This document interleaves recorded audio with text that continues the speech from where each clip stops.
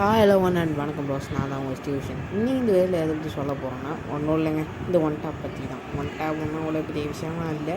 உங்களை பொறுத்த வரைக்கும் உங்கள் fire button size out to track, அவ்வளோதான். எப்படி ட்ராக் பண்ணுன்றது உங்களுக்கு சொல்லி கொடுக்குறோம் பாருங்கள். இந்தமாரி சின்ன இதில் ஃபோர்ஸாக ட்ராக் பண்ணக்கூடாது. நான் எனக்குலாம் ஃபோர்ஸாக ட்ராக் பண்ணாலும் கூடாது, ஸ்லோவாக ட்ராக் பண்ணுவேன். இந்த விஷயத்தை பாருங்கள், ஃபோர்ஸாக ட்ராக் பண்ணுவேன். இதாங்க பாருங்கள், இப்படி தான் அடிக்கணும். நீங்கள் உட்பேக்கில் ஃபோர்ஸாக கீழே கிட்ட ட்ராக் பண்ணால் தான் உங்களுக்கு நல்லா விழும். அப்படி ஸ்லோவாக ட்ராக் பண்ணால் விழாது. இப்போ இந்த மாதிரி தான் நீங்களாம் அடிக்கணும். முதல்ல இந்தமாரி எம்டனில் எனக்கு க்ளோஸ் வச்சு டெசர்ட்டிகளில் எனக்கு க்ளோஸில் செம்மையாக விழும். ஆனால் சொல்லக்கூடாது, நல்லா தான் விழும். அண்ட் தென் எப்படி ட்ராக் பண்ணுற நீங்கள் கற்றுக்கணும். இது ட்ராகிங் நீங்கள் ஏதோ ஃபுல்லாக பார்த்துக்கானா ட்ராக் பண்ணக்கூடாது, இப்படியும் ட்ராக் பண்ணக்கூடாது. இந்த மாதிரிலாம் நல்லா இப்படிலாம் ட்ராக் பண்ணக்கூடாது.